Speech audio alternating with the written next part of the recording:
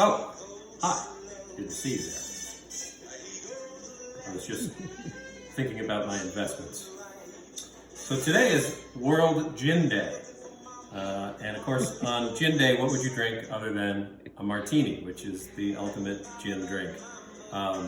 And what I'm going to do is I'm going to make two different martinis. I'm going to make a regular, dry, standard martini, and then I'm going to make a Vesper. So we're going to start with the regular martini, and a martini is just gin and dry vermouth. And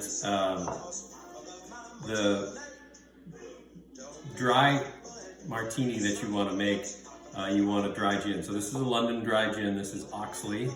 And some people like their martinis really dry. Some people even say if you just kind of wave the bottle of vermouth over the glass, that's fine.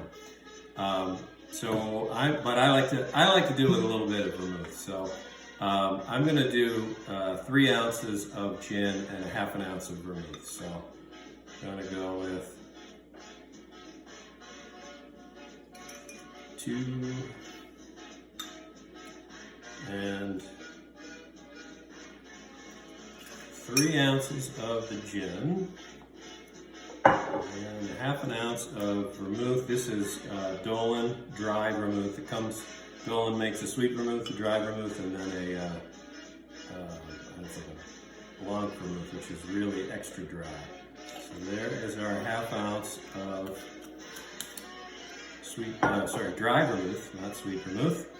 And we're gonna throw some ice in our glass now. Anyone that likes martinis will probably tell you that you never shake a martini, you only stir the martini. So we've got ice, it's just ice, gin, and vermouth in our glass.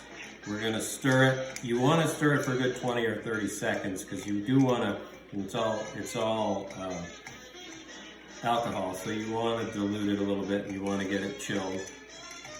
So just stirring it up here in our glass. I think that's probably good. And then we're going to dump the ice out of our glass that's chilling. And we're going to strain it into our glass.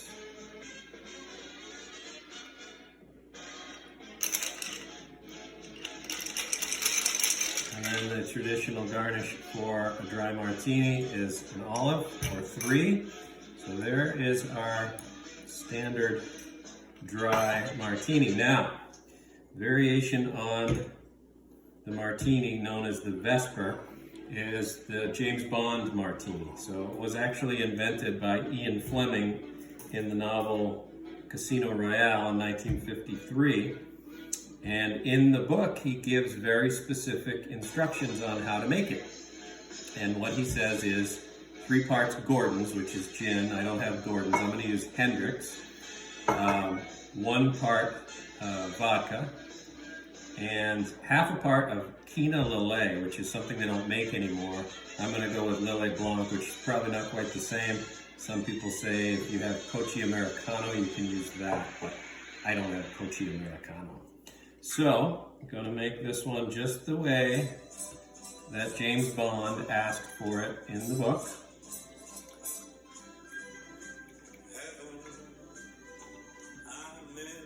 I'm going to go with 3 ounces of our gin.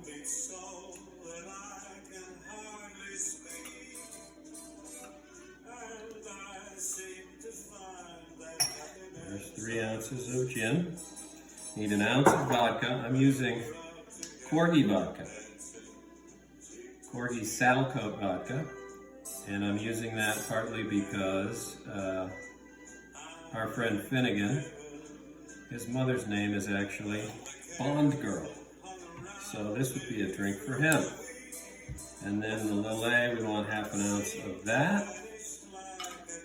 And go.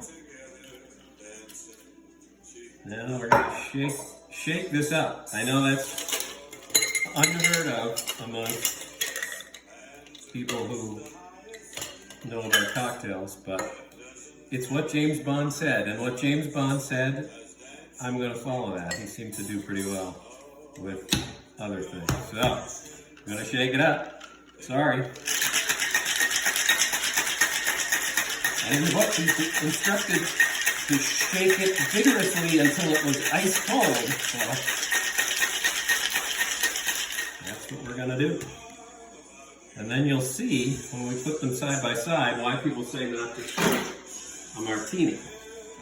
So there is our other chilled glass. Just going to strain that in. And so you'll see what shaking does to it. It turns it all cloudy. You get all sorts of air in there. And the other thing is, people don't like it because they think that it's overly diluted because you get too much ice in there. And then the garnish on a Vesper, also specified by James Bond, is a thin lemon peel, I think he said in the book. Basically just a twist. We're gonna put that over the glass, and around the rim, drop it in. So here we have our standard dry martini and the Vesper. And which one would you like? Whichever one I can reach. The one you can reach. There you go. The next one. The next one. So here's to World Gin Day and to a couple of great martinis. Cheers. Cheers.